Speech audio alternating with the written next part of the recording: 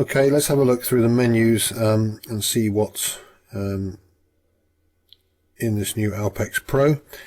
It's pretty familiar, fairly similar to the Alpex 4K and some of the features from the Lite. A couple of extras, I don't know whether they've been upgraded in the Lite or not. They might be. I haven't seen one since they first came out. So I have this set now in square view. I prefer this, it gives you a much wider field of view. And if you turn off the Hikmicro logo and the lower cant indicator, you get a very uncluttered large view. Basically the round setting just covers up and masks off some of the sensor output, so basically you're just not using some of what you've paid for as far as I'm concerned, especially with this big screen.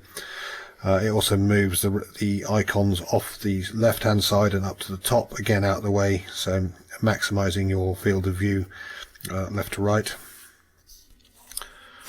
So let's have a look through. So we have the standard brightness and contrast settings. 1 to 10, this as standard is set on 5 in the middle.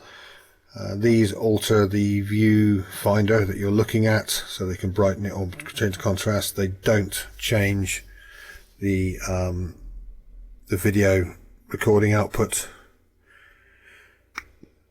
Standard settings, it's on auto at the moment. You can have it set to day or night without auto switching, and then green and yellow if you prefer those. I generally have it on auto. It seems to turn on and off at the right time. I'm not really bothered about the green or the yellow personally. Albums, I'm not going to go in there so it'll cancel the recording, but that shows you your recordings. Again, I don't generally look through the scope for that. Sometimes if I'm using my phone as a spare screen at night, I'll use that to review a shot to make sure if I wasn't where something went, etc. Advanced settings. So hotspot, this can be a 5G or a 2.4 now. Normally use on the other ones it's a 2.4G hotspot only. Zeroing profiles, A through A, B, C, D, E, so 5 of those. This is and each one of those has a 1, 2, 3, 4, 5 setting, so that gives you 25 different settings. Originally it should be A, B, C, D, E should be rifles, and then each one you would have either 5 different zeros or a couple of different ammunitions, and then you'd be limited to 5 ballistic profiles. So regardless of how many ammunitions you use, you could only have 5 profiles. Now in this system, the A, B, C, D, E and the 1, 2, 3, 4, 5 really are obsolete. They're just a throwback to those days, and not having a ballistic calculator or any of that stuff meant you would have your different zeros to switch between. Need to sort out my presses from long and short. So basically we're in D1 now for some reason. Let's go back to C. I've only set one rifle up in the Pro at the moment on my Alpex 4K. I've got 5 rifles in there, and some of them have 2 or 3 different ammunitions. I haven't put those all in here yet. So here we are. This one's actually set up, which is C1. I've only done this one because it matches the C1 on my 4K, which is my deer rifle 6.5 47 centerfire. So what I was saying is you could get rid of the ABCD and the 1, 2, 3, 4, 5 and just use this bit. So each profile you can also name. At the moment the name doesn't do anything, it's just a tag that shows up in the right corner when you select the C1 profile. All you need to do is just change C to the named profile and just have 1 to 25. I mean 25 is too many, but you could do 1 to 10 profiles quite easily. So you can put this in here. Normally I say this would be 6.5-110 GN for 110 grain bullet that I use for that one, and if I used something else I'd use C2, rename it, etc. So on this bit, this is your standard reticules. Again, these haven't changed that I can see, so you've got the standard 10 reticules that are on the K and the light, and probably all the other scopes. So standard crosshair with other bits, 4 cross with a dot, top line removed, some sort of graduation. I've still not worked out what these graduations are. They're obviously not a first focal plane equivalent, or they could be if they wanted to. To me it just looks cluttered and a bit of a pain to see. If you're trying to work out which of those hashtags to use, especially with the laser rangefinder. Box with a dot, plain fat cross, similar to one but with the thicker bits filled in and one on the top. Aim point style with a circle with a dot, crosshairs removed, and the plain dot.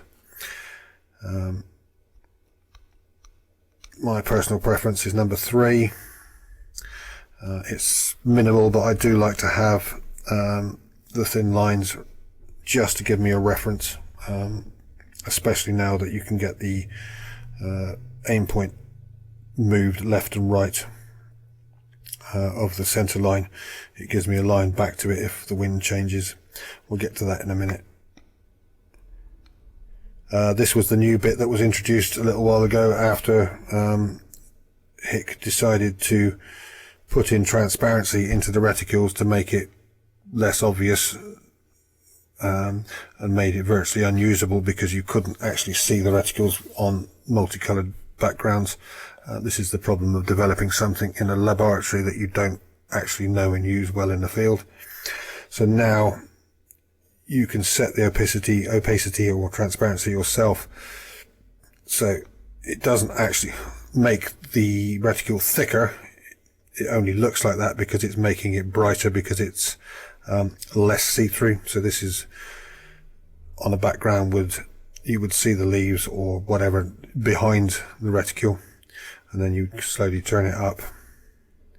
So I'm leaving this on 5 for video so that you can see it. I would generally turn it down a little bit because, again, I don't use the main reticule for aiming. Again, you can use the standard colors, and again I've used the bright one for video, and you can change the dot in the middle or the cross or whatever is the center of the reticule as well. Standard zeroing system. This is where you set your yard for your 0 yards to tell it where the crosshair should be in the ballistics calculation. My 6.5 is 86 yards, which sounds a bit strange for most people. This means that the bullet is always underneath the crosshair, apart from 86 where it touches it. It never goes above that line. This means that if I use the laser rangefinder, it will always be below the crosshair, and also if I'm shooting through cover or I want to make sure how big a hit zone is, I know the bullet is never any higher than that. So if I'm off a little bit with the range, which is possible with the range, even with the rangefinders, or a bit of wind, it gives me a visible reference as to where the bullet is in another part of its flight. Okay, so yeah, standard, you can zoom in, freeze frame, and then obviously move the axis. Ballistic calculator, again, turn it on or off. As soon as you turn it on, it will lock the laser rangefinder to a once, so it will only fire once, not multiple times. Aim point style, again, you've got the standard ones here. Again, my preference is this one. I find it the easiest ones to pick up and see, and yellow is my preferred color because, again, normally this is in a grey background because it's on night mode, and the main crosshair will normally be grey, so it's there but not interfering or trying to draw my eye. So yellow stands out well.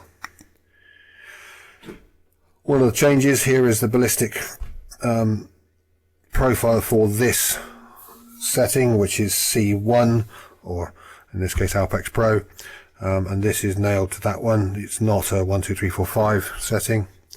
So drag model is G7 for my bullet. Velocity, altitude we don't worry about in England because we don't normally go high enough to make any difference. Temperature I generally don't bother with moving that either. This is a corrected coefficient from the factory one that I had. It was only a couple of points off when shooting over 300 yards, but it just brought it up that little bit. Scope height, this is a high scope height due to the mounts I'm using. Wind direct, now this is a new bit. They've now, especially as I've been asking for a long time, and I expect lots of other people have put some windage calculation into the ballistic profile, so it now actually gives you a firing solution, a full firing solution, instead of just a drop calculator. Unfortunately, again, because they've taken what we've said into a lab and probably got somebody who doesn't use it to put it in, it works, but it's not very practical, i.e. it's not usable in the field as far as I'm concerned, because you have to come into here, several menus down, and change it, and by the time you've done that and come out again, things will have moved. So you can select wind direction, plus or minus. Plus seems to be right to left.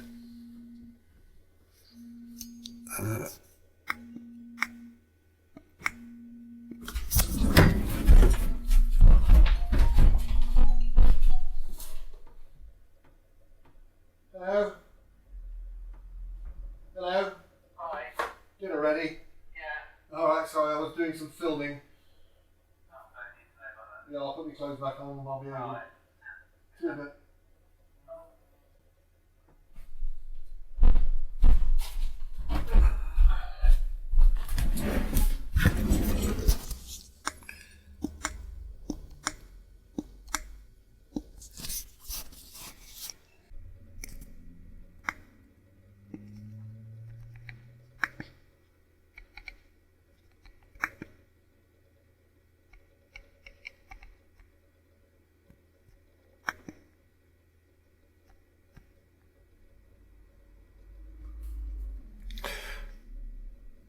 Okay, so the next bit is the ballistics settings.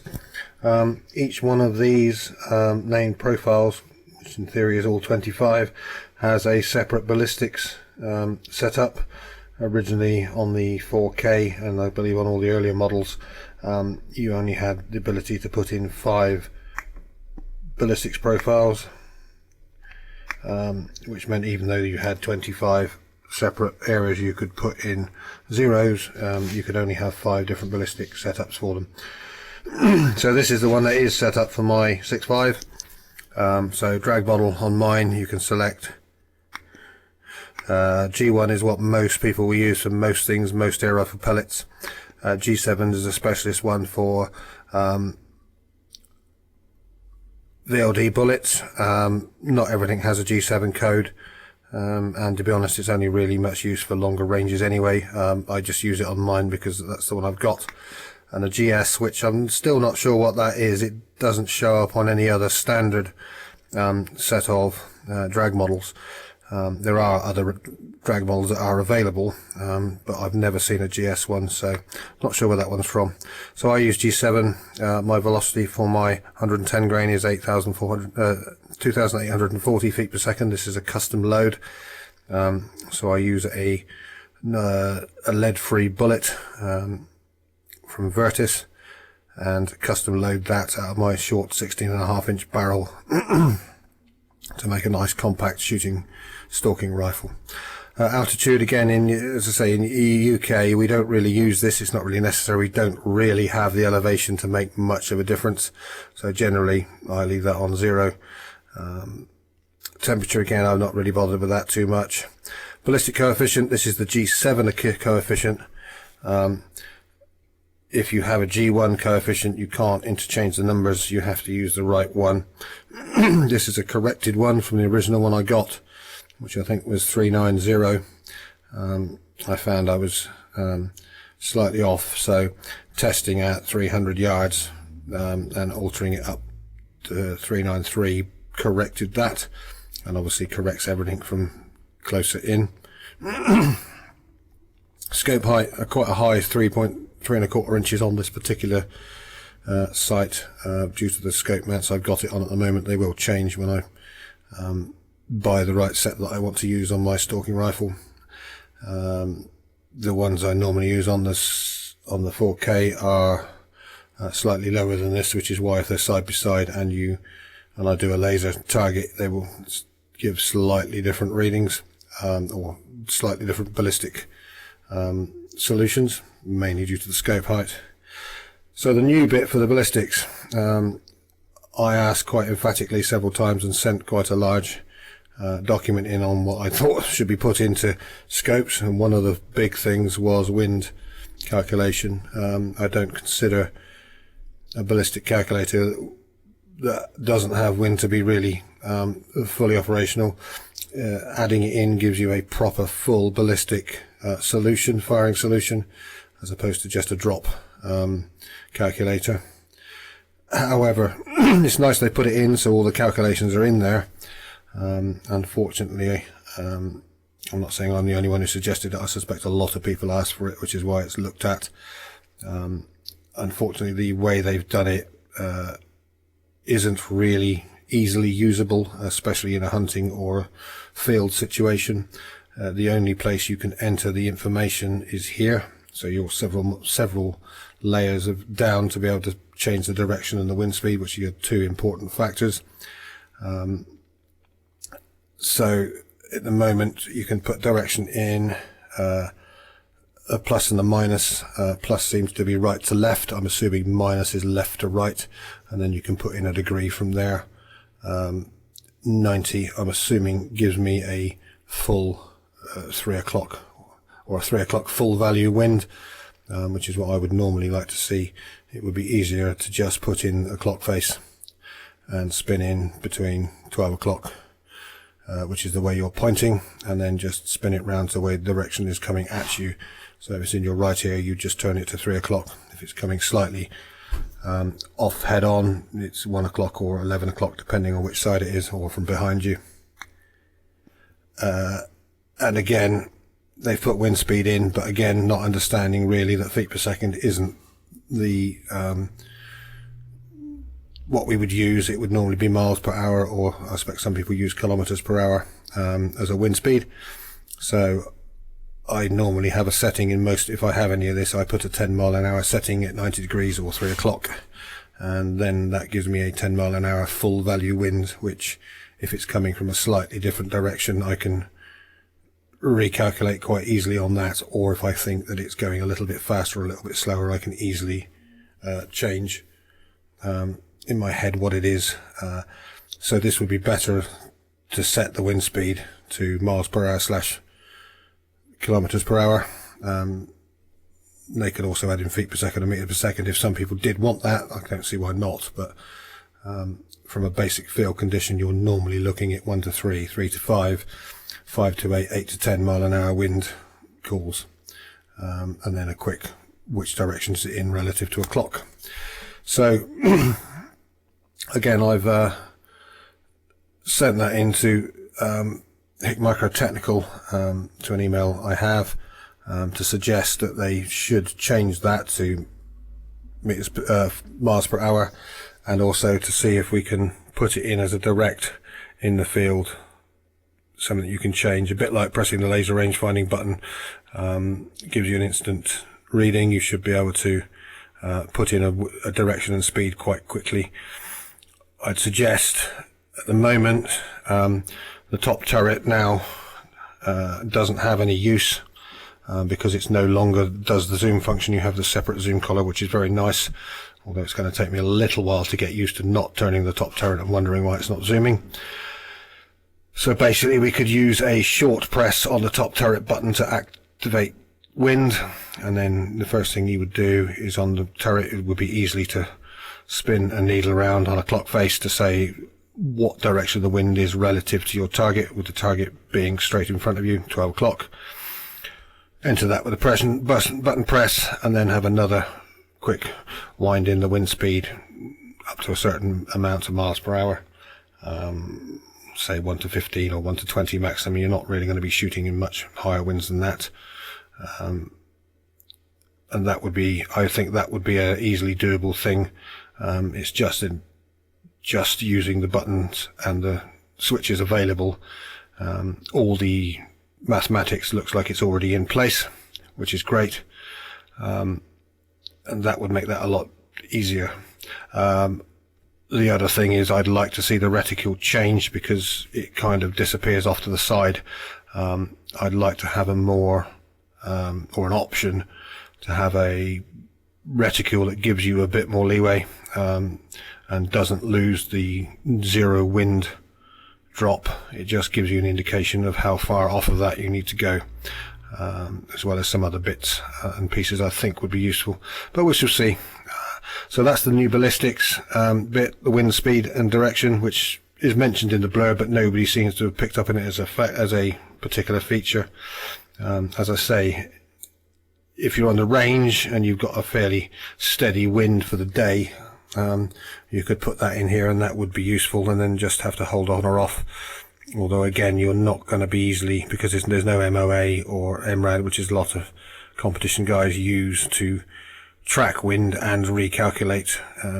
You can't measure that easily on the target, because we don't have any indication of that in the scope, but this isn't a target scope, so that's less relevant. Okay, so come out of there. So that's the up to 25 profiles. Like I said, the zeroing and the zeroing profiles I think could be merged and removed, and just have one of these, and all it does is you change the name of this, and you don't necessarily need 25. I mean, 10 to 15 would be more than adequate, I would have thought, for multiple rifles with multiple calibers,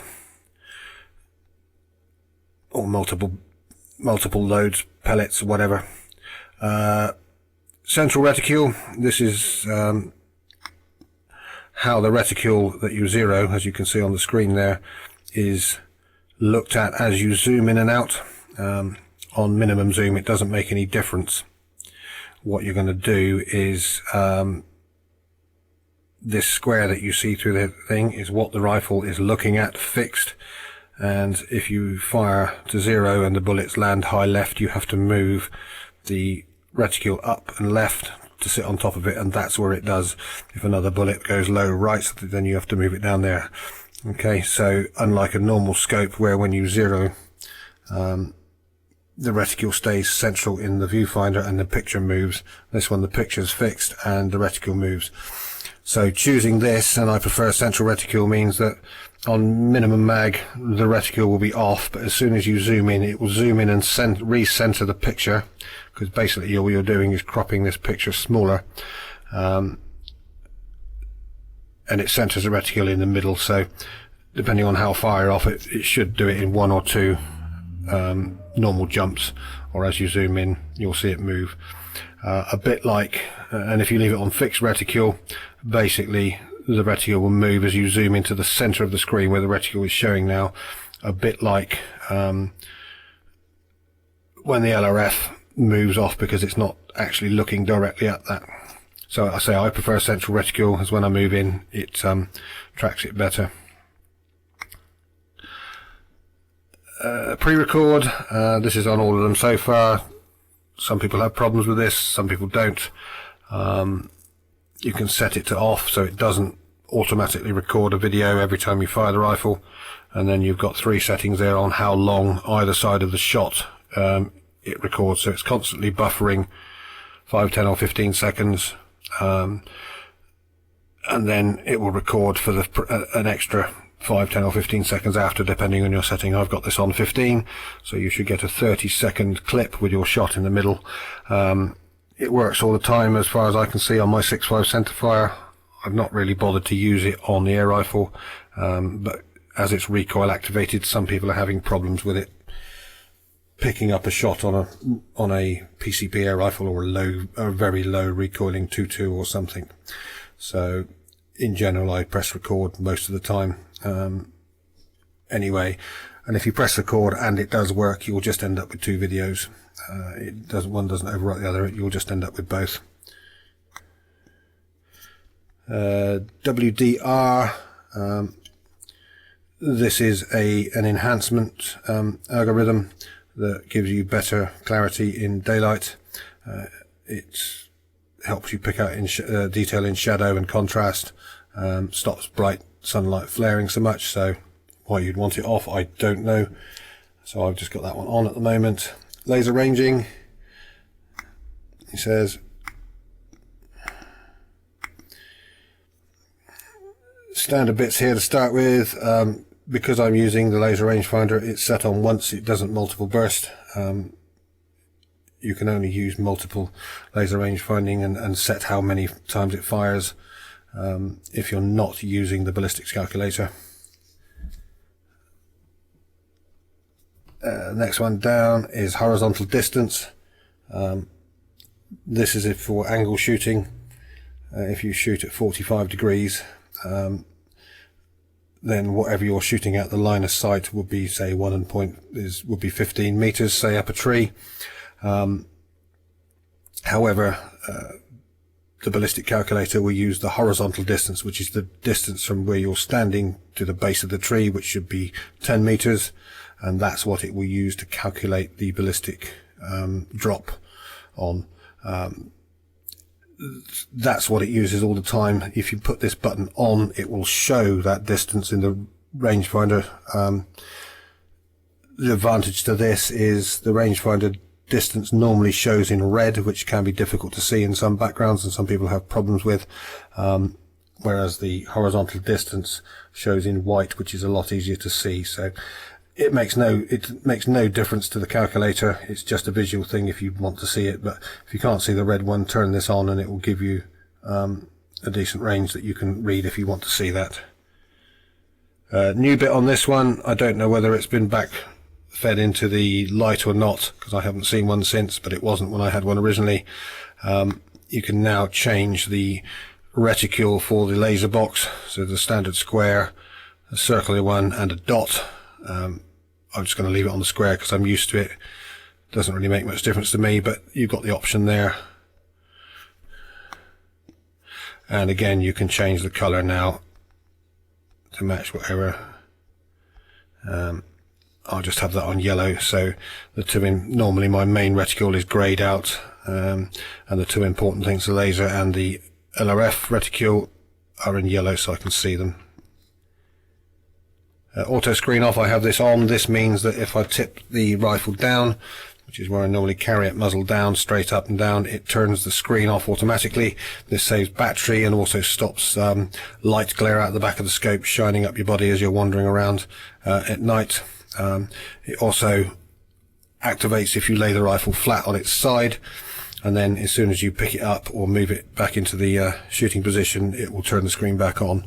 You can also turn the screen off by a short press on the power button. Why we keep coming out? I think it's because I'm taking too long. You can turn the screen off with a short press on the power button, as you can on the other ones, to put it into standby. However, if you lower the rifle down into either of the off positions, muzzle down or lay on its side, and then pick it back up, it will automatically turn back on again, even though you manually turned it off. It will override that. Audio, this means that this is what you're listening to me on at the moment. This means that the video records sound, so you can have it not record sound. I did notice when I had both of my scopes recording on the first video, because I forgot, the 4K either doesn't have such a sensitive microphone, or it's buried deeper in there. It doesn't record anywhere near as loud as the Pro. So just thing to note. So I've turned the Hikmicro off on the 4K at the moment, so when I'm doing both of them recording, I only get one soundtrack. I don't have to worry about listening to myself in odd stereo that's slightly out of sync. Smart IR, this does similar to the WRD or whatever it is, but for infrared it stops or helps reduce the amount of flare if you're overpowering the sensor with too much IR. So if you've got this on and you turn your light up, it will stop at some point, and you can probably increase the intensity and you'll get no difference because this is controlling it. So again, that's on for that OSD display on the screen, time and date, both or one or the other. I've got them both on at the moment. You can see in the top center above.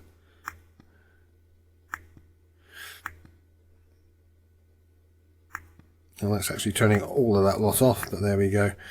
So you can actually turn all the buttons off by the look of it. So that may be in the other ones, I've just never used that. This one turns on and off the cant scale. On the HIC 4K, it turns both of the angle indicators off, the up and down and the left to right. On this one, the up and down is on all the time, and the left to right is what this one controls.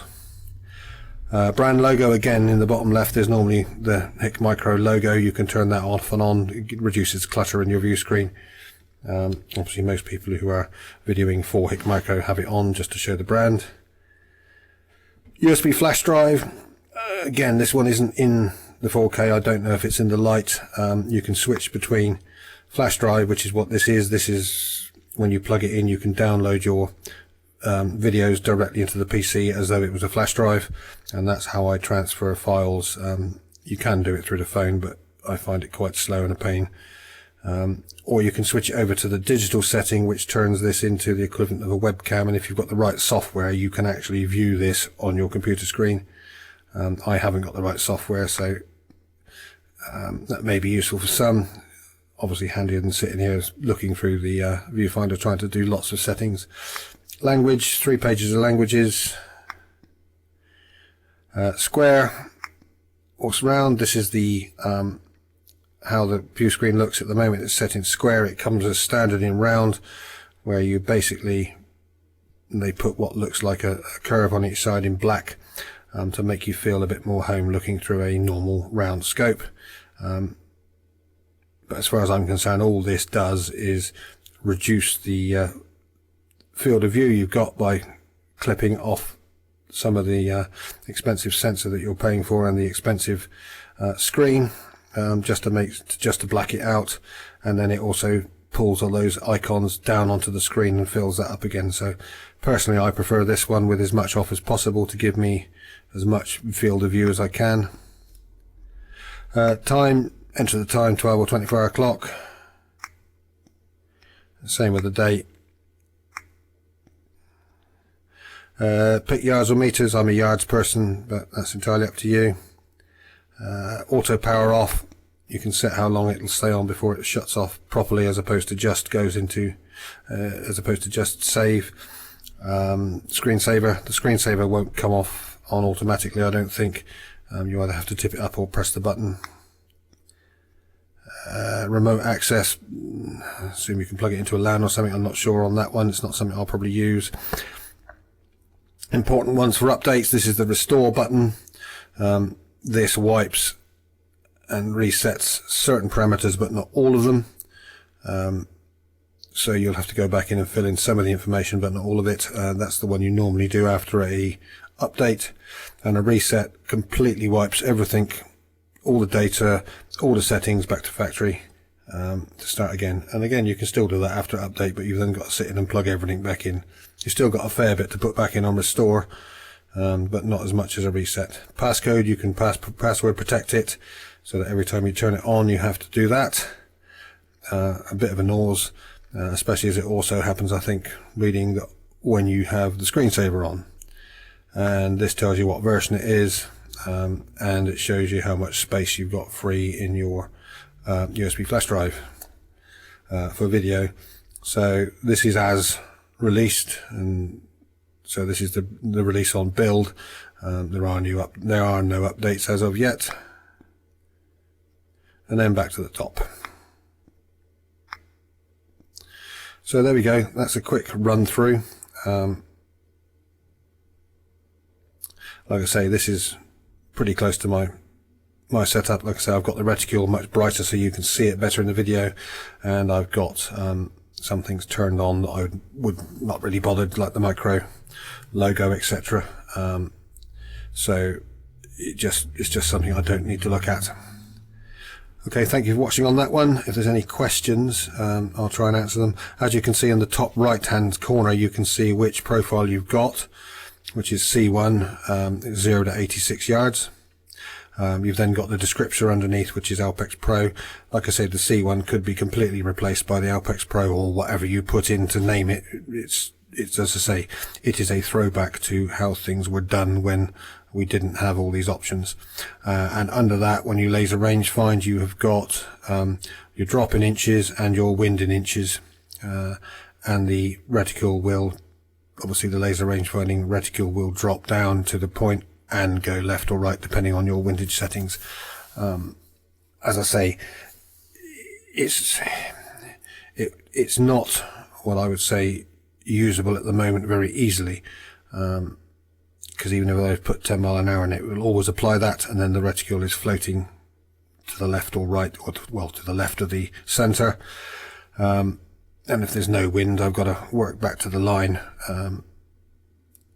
from there. So as I say, they've made an attempt, and it's a good attempt to start with. All the information's in there. It's just how we apply it and implement that, I think, needs some work on how the reticle looks and how you input the data. So thanks once again, and check out the rest of the other videos on how this looks compared to the 4K in different light and shooting conditions.